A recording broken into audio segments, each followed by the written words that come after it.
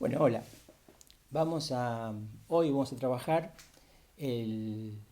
la clase de Lacan titulada Introducción del Gran Otro.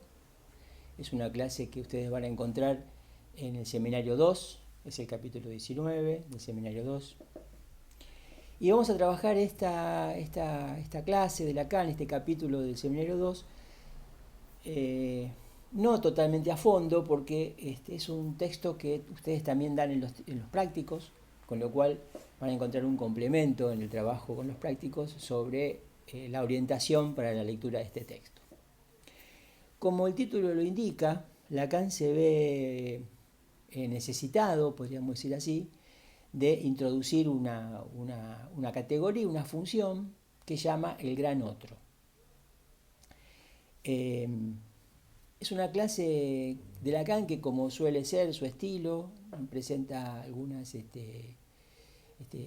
inicialmente presenta algunas comparaciones y hace algunas preguntas que resultan raras, que nos sorprenden, pero a lo largo de la clase y a medida que uno avanza en la lectura y puede ir siguiendo los argumentos de Lacan, que es la idea en este caso, como en los otros con Lacan, se va aclarando el sentido que, ¿no? que Lacan, la razón y el sentido que toma todo lo que Lacan nos presenta inicialmente y hacia dónde va, hacia qué apunta, qué quiere, de alguna manera podemos decir, decirnos o decirle al lector.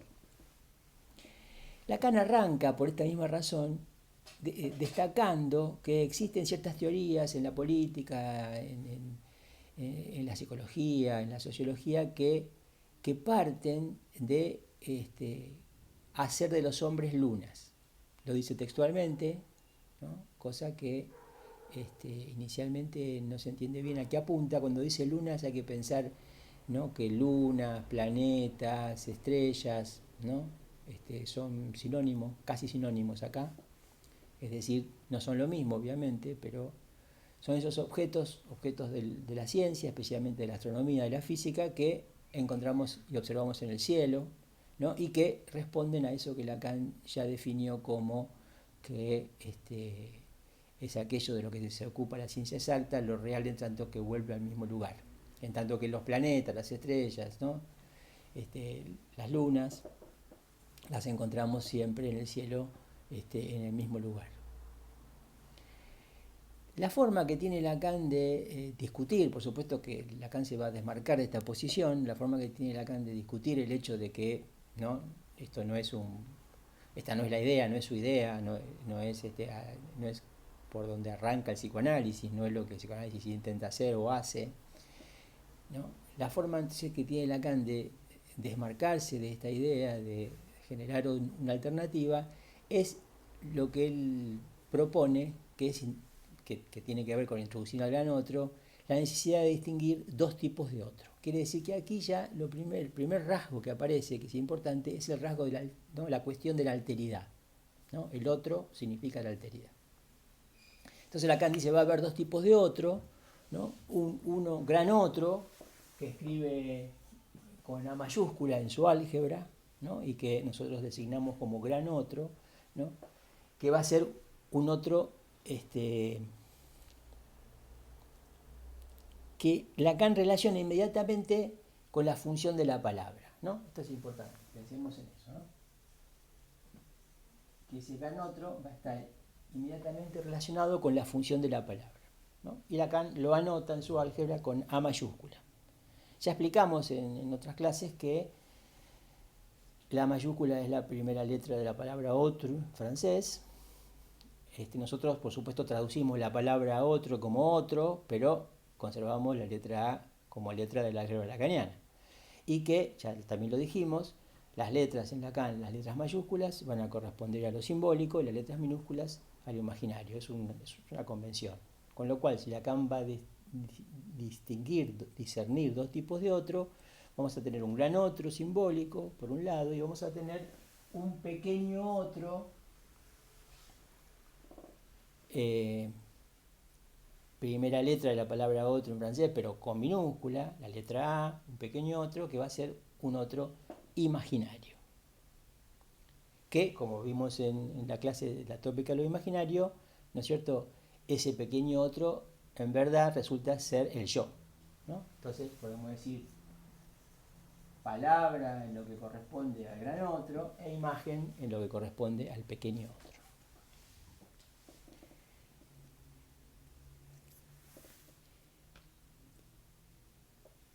Esto lleva a Lacan a preguntarse y a preguntar en la clase por qué no hablan los planetas, ¿no? Está claro que si se compara, ¿no?, a los hombres con lunas o se lo trata como lunas, ¿no es cierto?, se está dejando de lado, se está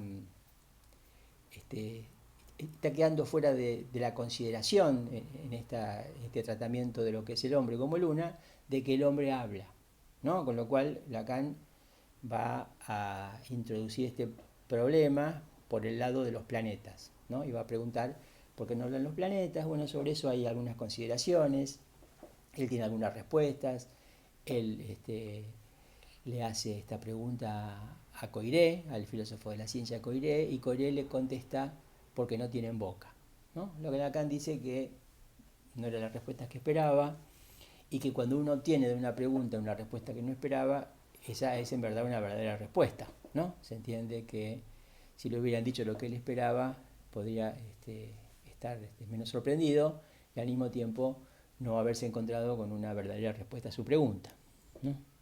Entonces, el hecho de que Coiré le conteste que los planetas no hablan porque no tienen boca, hace que Lacan pueda relacionar, digamos, esta respuesta, ¿no?, con lo que llama estas viejas damas afectadas del síndrome de Cotard, ¿no? Lacan es psiquiatra, Lacan ha estado en contacto con problemas graves, psíquicos graves, como el síndrome de Cotard, y entonces dice que estas viejas damas con las que él trataba o que él vio en su formación como psiquiatra, estas viejas damas se identificaban a una imagen, dice Lacan, donde falta toda iancia, ¿no?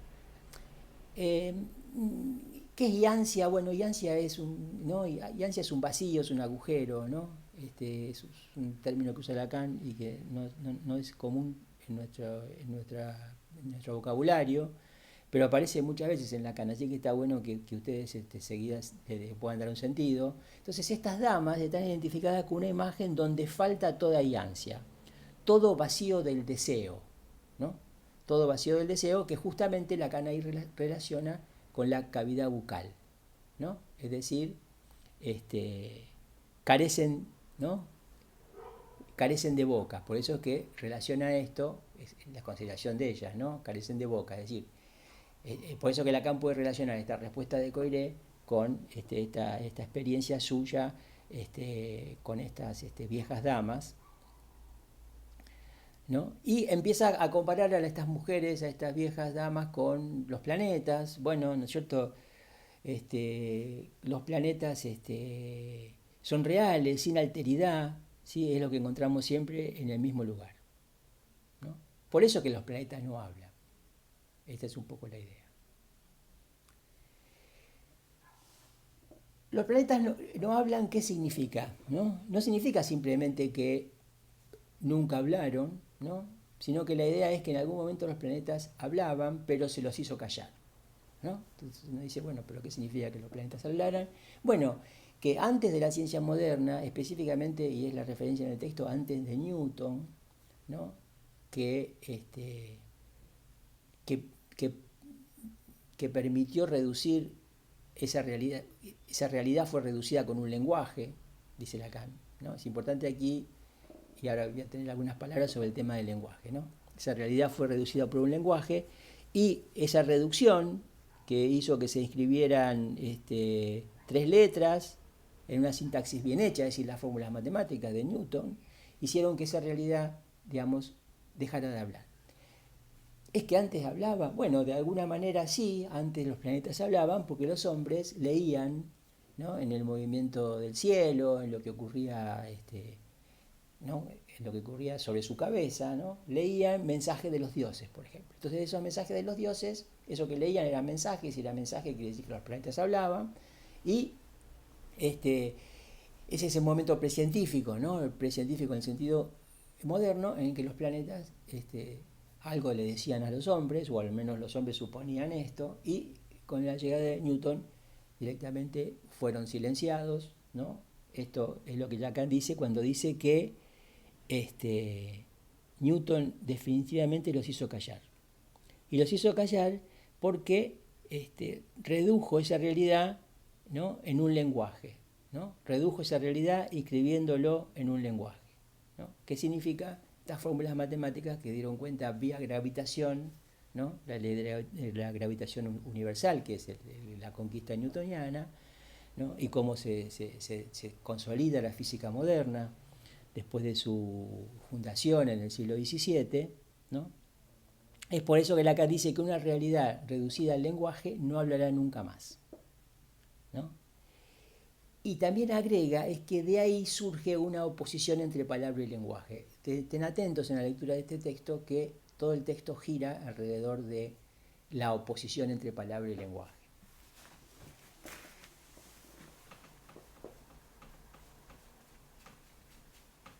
Hay un escrito muy importante de Lacan que nosotros no tenemos en la bibliografía del programa, pero que se titula Función y campo de la palabra y del lenguaje en el psicoanálisis, ¿no?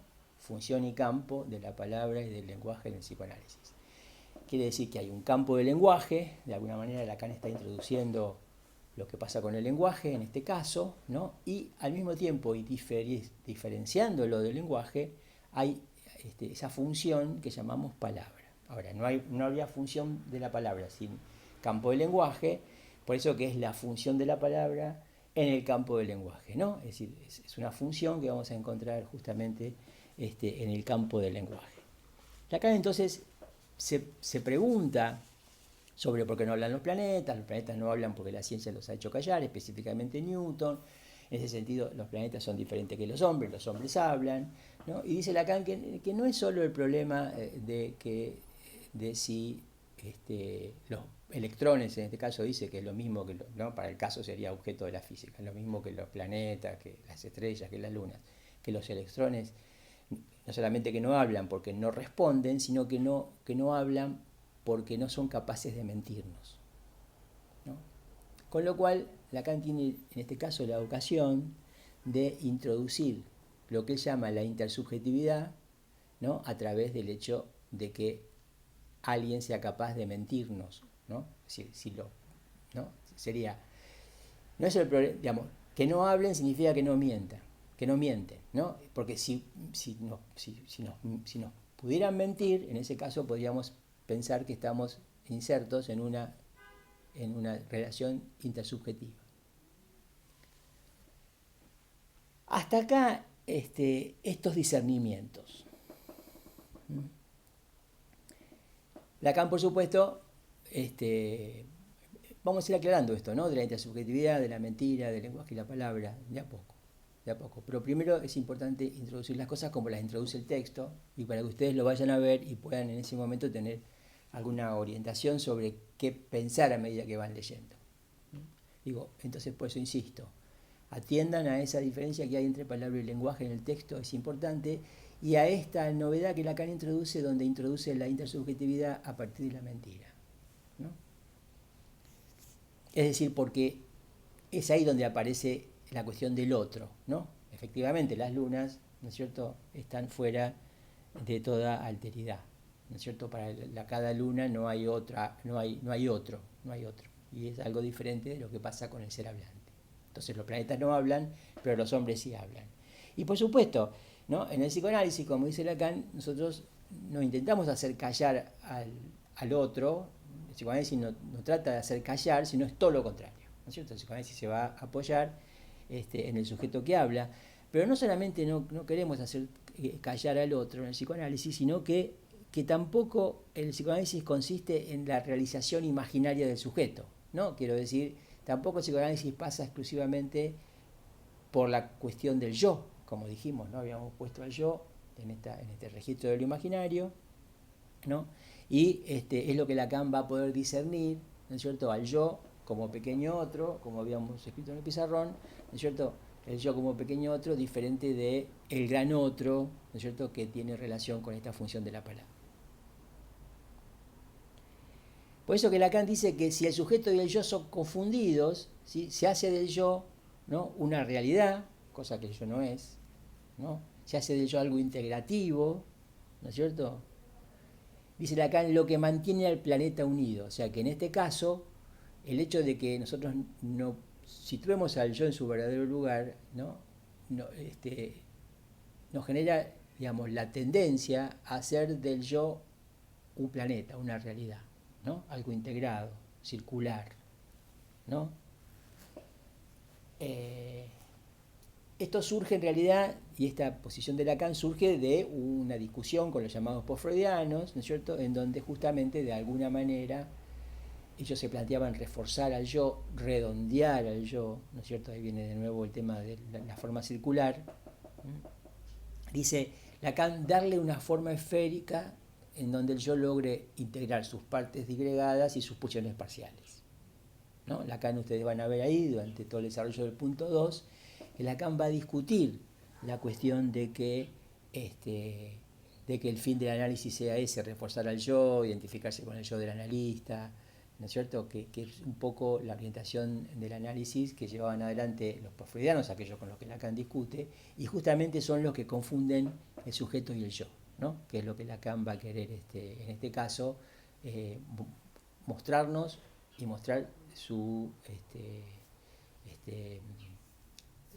mostrarnos los elementos con los que Lacan logra no confundir el sujeto y el yo, ¿no? Para que nosotros no lo confundamos y justamente para, podríamos decir, rectificar este rumbo freudiano, ¿no es cierto?, que se había perdido con los trabajos de los discípulos de Freud. Todo esto es la ocasión, me salté algunos desarrollos que si quieren podemos discutir en alguna consulta, porque bueno, estas clases tienen sus limitaciones. Todo esto lleva a que Lacan pueda introducir lo que se conoce con el nombre de esquema L. Quiero aclarar que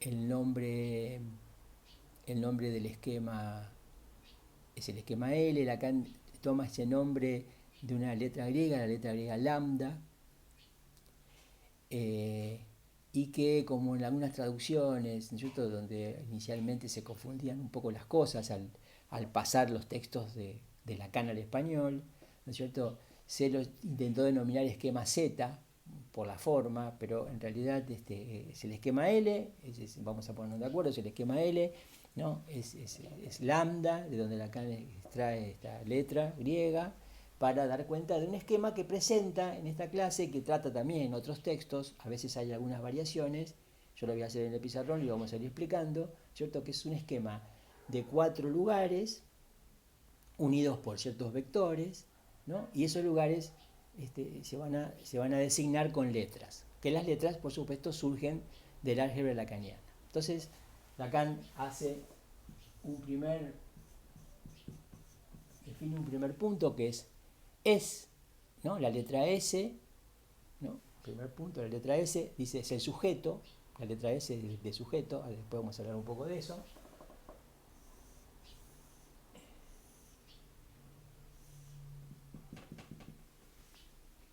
Y tenemos abajo a la derecha la letra A mayúscula del gran otro. Tenemos arriba a la derecha A' y abajo a la derecha A, de pequeño otro, o también podemos decir moi.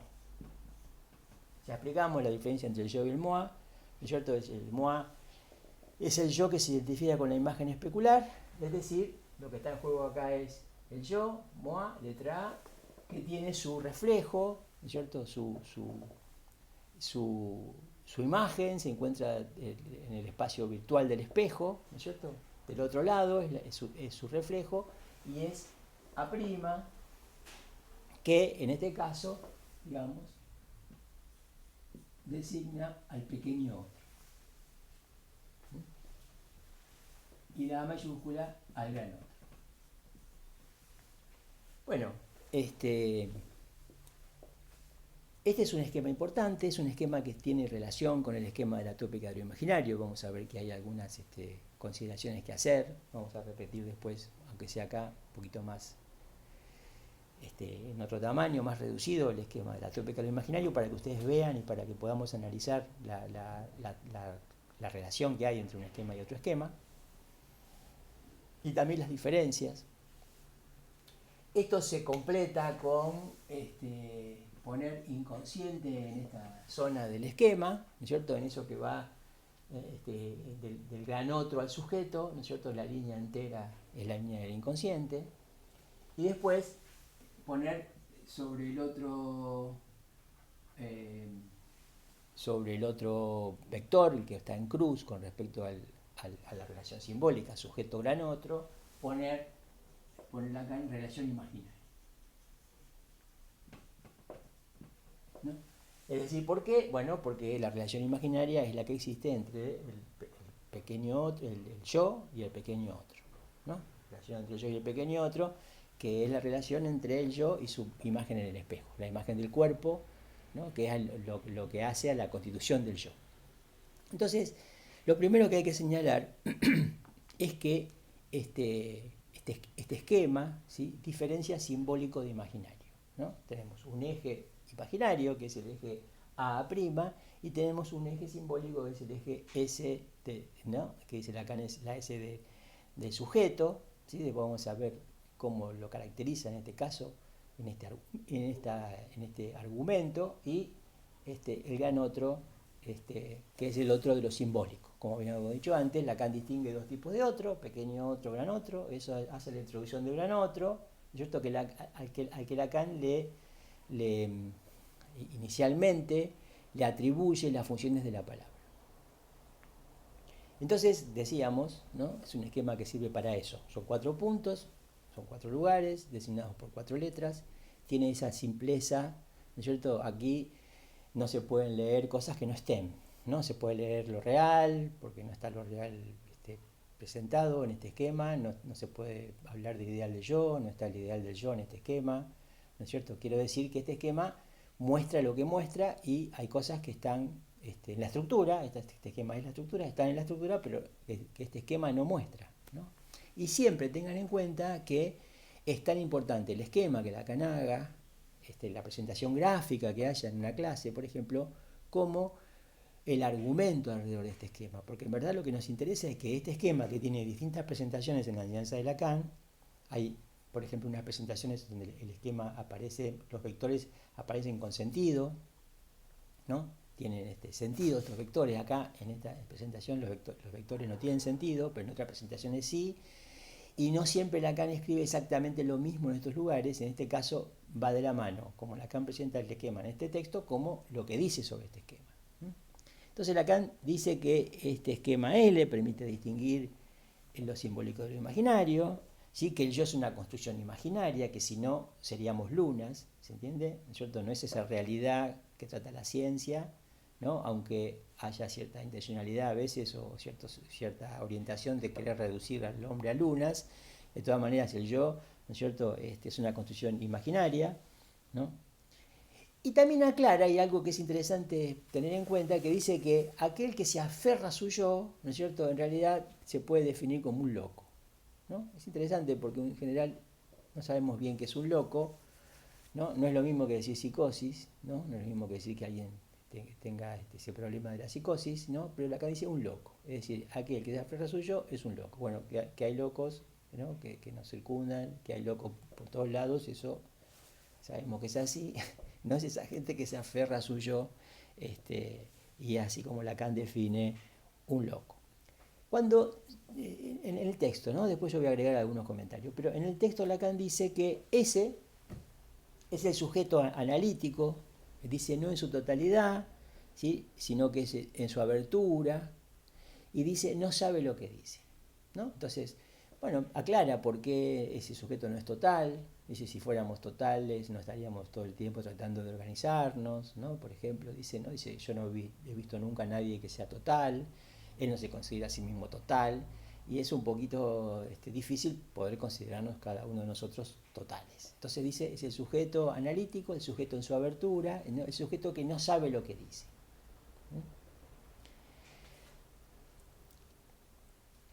Y está abajo a la derecha, ¿no? Y podemos decir así, y se sitúa abajo de la derecha en A. Es decir, que este sujeto que en realidad no sabe lo que dice, lo vamos a situar en A, ¿no? Respecto de ese otro que decíamos es, ¿no? Es la pareja en lo simbólico del sujeto, ¿no? Y el sujeto, gran otro.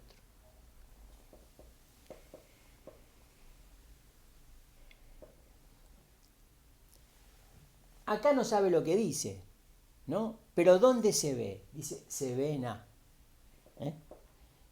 Se ve en A, eso, y eso es porque tiene un yo. Es decir, que acá se ve el sujeto, pero habla acá, ¿no? Habla acá, aunque se ve acá, ¿no? Esa es una diferenciación importante, ¿no? Para hacer. Y A' es el otro, el semejante, ¿no? Y Lacan dice que estos dos son superponibles. ¿Qué significa superponible? Intercambiable. ¿Qué significa intercambiable? Simplemente que la notación lo indica con esta forma de anotar el hecho de que se trata de A', ¿no? A', ¿no? Es otra versión del mismo. Y en ese sentido, Lacan va a distinguir a partir de este esquema lo que llama el plano del espejo, que es justamente, ¿no?, el plano donde el yo se refleja, donde se capta la imagen del cuerpo y con el que yo se identifica y se constituye por esta identificación, de lo que llama otro plano, ¿no?, el que llama el muro del lenguaje, ¿no? Quiere decir que vamos a tener un plano del espejo por un lado y vamos a tener el muro del lenguaje por el otro, ¿no?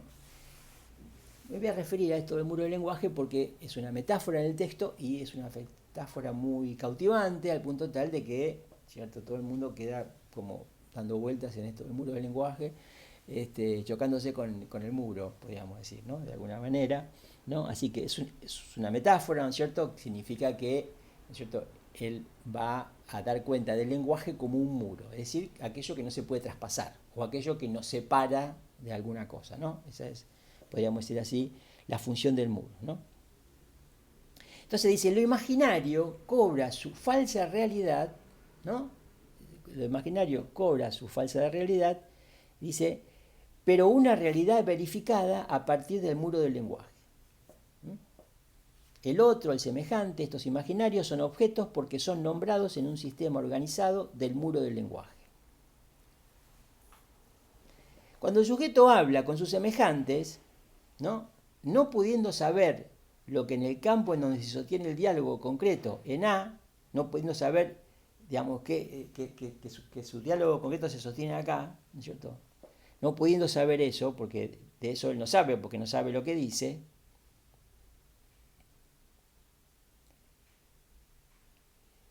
se las ve con ciertos números de personajes, ¿no?, en A'. Que después Lacan dice, en verdad, termina siendo serie A'2, A'3, etc. Es decir, Lacan no está sino indicando cuáles son los efectos del muro del lenguaje, ¿no? El muro del lenguaje, digamos, hace que el sujeto se vea llevado a verse en A porque no sabe lo que dice, digamos, ni dónde habla, ni desde dónde habla, ¿no? La idea es esa, ¿no? La idea es que hay algo que es la idea, como también es la idea que vimos en Tópica de lo Imaginario, hay algo que debería ocurrir de modo que podamos, si se quiere, desmarcarnos de este engaño, de esta ilusión, ¿no es cierto?, digamos, que tiene tal fuerza de atracción como la que tiene el yo, ¿no es cierto?, y la identificación imaginaria.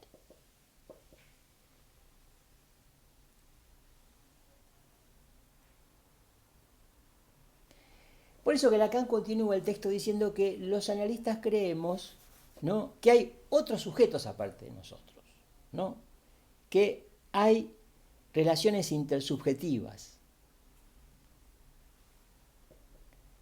Y ahí aclara, como ya dijo antes en la clase, que el hecho de que el sujeto pueda mentirnos, es lo que caracteriza la intersubjetividad. Entonces, ¿dónde va a colocar esos otros sujetos? ¿No es cierto? Se entiende que intersubjetividad significa que hay más de un sujeto, ¿no? Que está el sujeto que habla y el otro sujeto al que se dirige. Que en el medio se interponen estos otros engañosos, que no son verdaderos otros sujetos, ¿no? Como lo que dice Freud en Introducción del Narcisismo, ¿no? Le dice, bueno, hay un otro que en verdad no es un verdadero otro, es un reflejo del yo, ¿no? Eso es el narcisismo. Entonces, ¿no? El verdadero otro nunca se va a encontrar en el eje de la relación imaginaria, ¿no es cierto? El verdadero otro va a haber que encontrarlo en el otro eje, ¿no? Y ese es el eje con el que Lacan introduce la intersubjetividad, porque ese es el eje donde está en juego la fusión de la palabra y donde justamente por esa misma razón el sujeto puede mentirnos.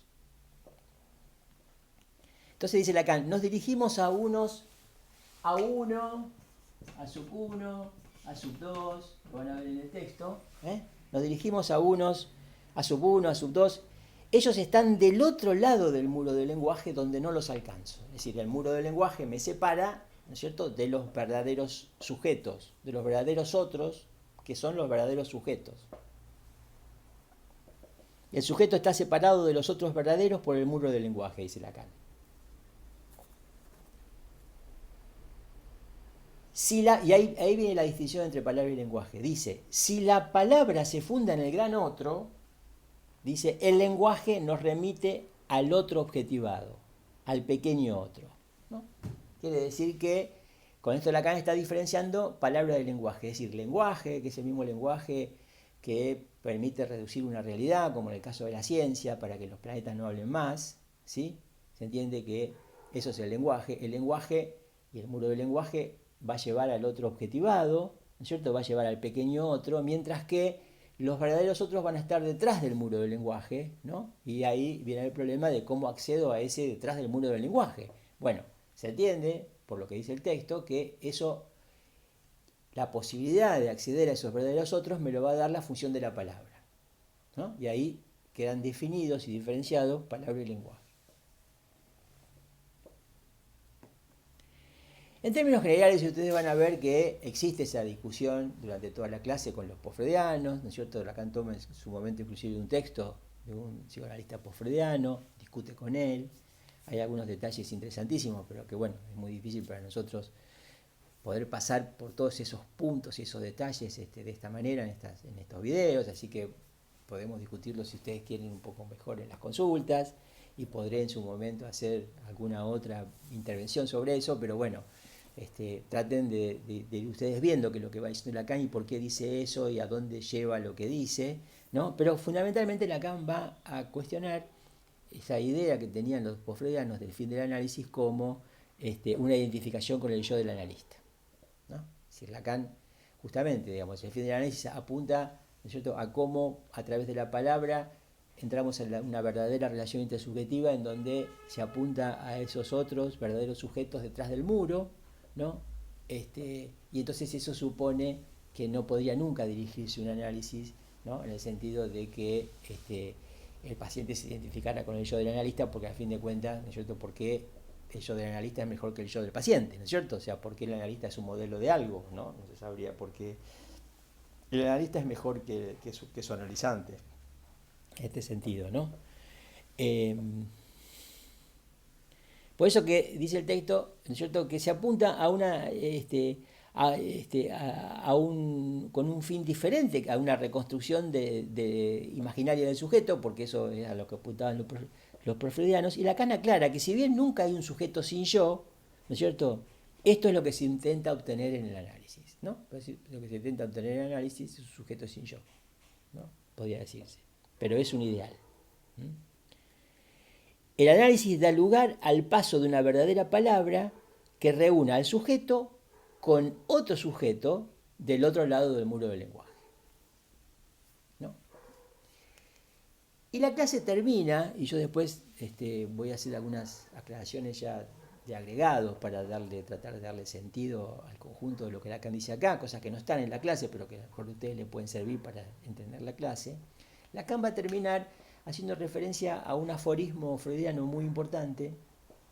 Lacan tiene muchos aforismos, Freud no tenía muchos aforismos, pero Freud tiene un aforismo muy importante que vamos a leer lo más rápido que podamos para poder completar esta clase, ¿no es cierto? Y Lacan hace una lectura de ese aforismo en esta clase. Es un aforismo que fue bastante mal interpretado, vamos a decir así. Lacan acá nos orienta para una mejor interpretación en el contexto de lo que él presenta. Y el aforismo es, lo pongo en alemán, y vamos a explicar por qué después, pero no, después también lo vamos a traducir. Es Wo es war, soll ich werden. Este es el aforismo de Freud, ¿no? Que se traduce así, se tradujo así, donde ello era, es el ello en Freud, donde ello era, yo debo advenir, ¿no? Yo, dije yo, donde ello era, yo debo advenir. Por supuesto que hay una reinterpretación por parte de Lacan, ¿no es cierto? Inicialmente porque, ¿no es cierto?, Lacan puso la letra S en el esquema lambda y habla del ello ahí, ¿no? Del es, de la letra S es, que ahí confunde con el sujeto en su abertura, dice, ¿no? En su el sujeto que no es una totalidad, ¿no? Que es el sujeto analítico, dice Lacan. Y después, acá reaparece el es, ahora ya acá como ello, ¿no es cierto?, con la idea de que algo debe pasar, ¿no? Donde ello era, ¿no? El yo debe advenir, fue la traducción siempre de los común, de los post-freudianos, pero Lacan pone en cuestión al yo. Entonces no se trata tanto del advenimiento del yo, podríamos decir así, como del mismo sujeto. Es decir, vamos a retraducir el aforismo, ¿no? Y vamos a decir, donde ello era, el sujeto debe advenir, ¿no? Quiere decir que el sujeto en estado de es, en estado de ello, vamos a decir así, es un sujeto que yo lo voy a interpretar por el momento como un sujeto indeterminado, ¿no? El sujeto en tanto que ello, el sujeto en este estado de es, ¿sí?, es un sujeto indeterminado, analítico, en su abertura, ¿no es cierto?, como dice Lacan, no total, etc. Pero la tarea es que ese sujeto advenga, ¿no? Va a advenir, por supuesto, a través de la función de la palabra, como veníamos desarrollando según lo que la clase indica, ¿no es cierto?, pero como sujeto, no como yo. ¿Sí? Es por eso que la reinterpretación del ahí donde el ello era, el yo debe advenir, ¿no es cierto?, vamos a decir ahí donde el ello era, el sujeto debe advenir, ¿no? Y fíjense que acá hay una muestra y hay una posibilidad de hacer una lectura y una interpretación interesante, porque nunca en el álgebra lacaniana el sujeto aparece como la letra S. La letra S en el álgebra lacaniana siempre corresponde al significante. Y cuando aparece el sujeto en el álgebra lacaniana, aparece barrado. El sujeto siempre es el sujeto barrado, porque el sujeto barrado es el sujeto en tanto que está determinado a partir de este lugar simbólico que es el gran otro, ¿no? Quiero decir que en este momento es el sujeto no solamente en su abertura, analítico, que no sabe lo que dice, sino que es el sujeto indeterminado, ¿no? A partir de que ese sujeto, digamos, pueda determinarse como sujeto, es ahí donde el sujeto va a estar barrado, ¿no? Es como Lacan lo escribe en su álgebra, y que seguramente ustedes ya conocen como el S tachado, ¿no? Ese es el sujeto. Siempre que aparece S es significante, ¿no? Ahora, cuando aparece la S tachada es el sujeto. En este caso no aparece la S tachada. Lacan hace este juego, ¿no?, de la confusión entre la letra S, el es freudiano, que es el ello, ¿no?, para indicarnos que ahí está esa situación de indeterminación del sujeto, ¿no?, por advenir. Quisiera, no obstante, llegado a este punto, que podría considerarse el fin del comentario, muy superficial, obviamente, muy rápido, de una clase que tiene muchos elementos y que algunos de esos elementos seguramente vamos a tener la ocasión de retomarlos, de ir mostrándole a ustedes qué pasa, qué llega a hacer Lacan con este esquema en otros contextos. Lacan permanece asociado, si se quiere, poniendo en juego, ¿no?, leyendo, interpretando y transformando el esquema L, que es este, ¿no?, que lo pusimos, que se llama esquema L.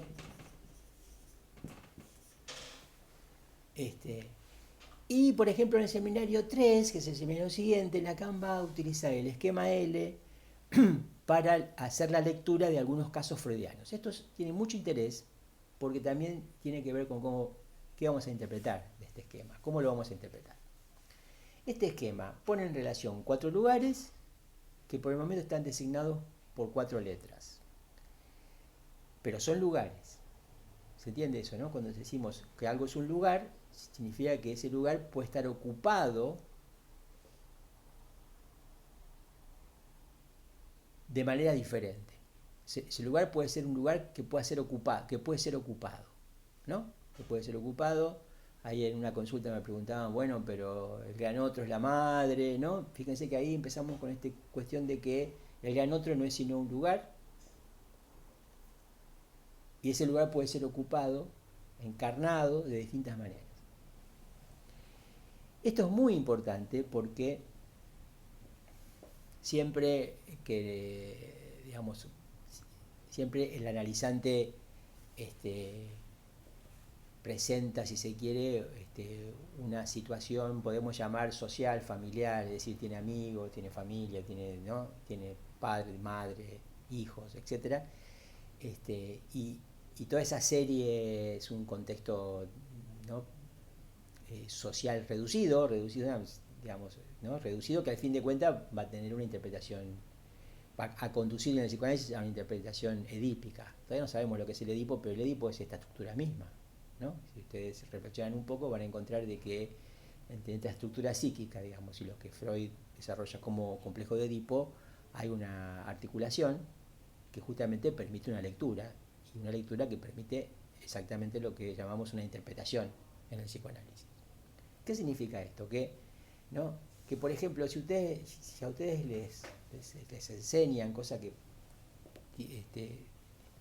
es muy dudoso que esto signifique algo importante, ¿no es cierto? Que el analista ocupa el lugar del gran otro, podríamos decir de que el analista puede ocupar el lugar del gran otro en un análisis o puede ocupar el lugar del pequeño otro, ¿no? No es que el analista es el gran otro, ¿no? El gran otro es un lugar, y ese lugar puede ser ocupado por el analista o puede ser ocupado por otro personaje, ¿no? ¿Por qué digo personaje? Porque siempre tenemos esta novela familiar del neurótico, ¿no? Una novela que está compuesta de personajes que son justamente, ¿no? Los afectos, las relaciones familiares del analizante, y con esas relaciones familiares se pone en juego esta estructura, ¿no es cierto? No podría ser de otra manera. Voy a dar un ejemplo que tal vez sea un poco anticipado para ustedes, porque a lo mejor ustedes no conocen todavía el caso concreto de Dora, el caso Dora de Freud, es un caso de histeria importantísimo, donde Freud descubre a través de estos casos en qué consiste la estructura de la histeria. Y justamente al mismo tiempo, digamos, la lectura de Lacan permitió todavía afinar más esta idea de en qué consiste ¿no? la estructura en la que la histérica como sujeto está situada, ¿no? Cómo está situada en la estructura. Esa es un poco la idea de estos esquemas y de este trabajo, ¿no? A fin de cuentas. Y cómo a partir de eso se puede dirigir el análisis. Entonces voy a contando algunas cosas mínimas del caso que tal vez ustedes no conozcan, voy a poner en funcionamiento el esquema para que no quede ese esquema como que el analista es el gran otro y entonces acá está este y acá está el otro, y eso no tiene ningún tipo de movilidad, ¿no? No es así para nada, hay que tener cuidado con eso, ¿sí? Y para que también se transmita, si se quiere, cuál es el sentido de un esquema como este, ¿no? Entonces fíjense, en el caso Dora, que es el analizante, ¿no es cierto?, va al lugar del yo. Acá está Dora, podríamos decir el yo de Dora, lo que es Dora en tanto que yo está acá.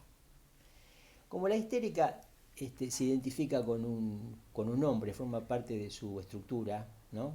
La identificación con un nombre, vamos a poner en el lugar del pequeño otro, es decir, el otro imaginario, uno de los personajes de esta novela neurótica de Dora, que es el que se conoce con el nombre de el señor K, en el caso de Freud, ¿no? Y vamos a poner en el lugar del gran otro, simbólico, lugar simbólico por excelencia, al padre de Dora. Y en el lugar de lo que es Dora como sujeto, a este lugar, va a ir en el caso la que se conoce como la señora K. No pretendo que ustedes conozcan el caso, voy a dar 2 o 3 ideas mínimas, ¿no? Para mostrarles después algo que la K nace con esto y en el sentido de que, digamos, qué sentido le podemos dar para ver para qué sirve, en qué nos ayuda, cómo nos orienta, ¿no? Fíjense que esto podríamos decir así, resume la situación de Dora, ¿no? Según cómo se plantea su complejo de Edipo, ¿no? Fíjense, uno podría decir, bueno, pero no está la madre, no, porque la madre no cumple un papel, en este caso, como personaje, no cumple un papel relevante en la situación estructural en la que se encuentra Dora, ¿no? Dora está, su padre ocupa un lugar predominante, evidentemente un lugar simbólico, ¿no? Ella está identificada con un hombre, el señor K, ¿no? Y toda la idea del caso es que Dora asiste a la consulta con Freud porque la lleva el padre, porque el padre tiene a la señora K de amante, ¿no? La señora K es amante del padre, Dora lo sabe, ¿no? El señor y la señora K son una pareja, evidentemente, ¿no? Y la queja de Dora es que el padre la ofrece al señor K para que la seduzca, para que acepte, ¿no es cierto?, la relación que tiene él, el padre, con la señora K, ¿no? Todo esto le genera a Dora un montón de alteraciones y algunas situaciones donde se hace preguntas y se queja y si se queja con razón en algún sentido de esto, pero bueno, Freud la interroga de modo de que ella se dé cuenta de cuál es la posición que ocupa en esta estructura, donde ella está acá, ¿no? Pero la que encarna el sujeto que es ella, ¿no es cierto?, es la señora acá, ¿no? Quiere decir que allí lo que Freud no supo todo situar bien, pero que con Lacan podemos después, releyendo a Freud, darle sentido, es que lo importante de la situación es, y que permanece muy velado en el caso, es que cuál es la consideración que tiene, cuál es la relación de Dora con la señora K, ¿no? En tanto que el señor K lo quiere seducir, pero ella no se puede dejar no se deja seducir por el señor K por esta situación, y al mismo tiempo porque, ¿no es cierto?, al estar ahí el señor K nunca podrá seducirla, ¿no? Ahora, al mismo tiempo, fíjense que es importante esto, ¿no es cierto?, Lacan muestra que en algún momento dado, ¿no?, esta encarnación de la estructura va variando y Freud en algunos momentos está acá, digamos, ¿no?, ocupando el lugar del gran otro o del padre en el caso de la situación de Dora, o a veces está acá ocupando el lugar del señor K, porque Freud se encuentra también como el señor K un poco seducido por Dora, y eso es lo que en parte, digamos, lo ha hecho, si se quiere, despistarse en algunos momentos y no entender bien qué es lo que estaba pasando. Bueno, esto es un resumen muy corto, no es el caso, pero para que ustedes puedan, ya cuando se empiezan a introducir a este esquema, hacer una utilización más o menos seria del esquema, era importante remarcar que son lugares que están designadas por letras de un álgebra lacaniana que dan cuenta de la estructura, y que esos lugares, ¿no es cierto?, se pueden ocupar, ¿no?, o encarnar incluso, ¿no?, con distintos personajes, ¿no es cierto?, de la novela neurótica del analizante que esté sobre el que se esté pensando cómo opera el psicoanálisis, ¿no?, cómo opera en ese momento, en alguno de los momentos, un análisis. Bueno, espero que les haya servido, no quiero alargar más esta exposición. Tenemos las consultas y tenemos la posibilidad de volver sobre algunos puntos para que sean aclarados, así como ustedes también van a trabajar este mismo texto, y eso es lo que tenemos planificado en los prácticos. Y bueno, espero que les haya servido.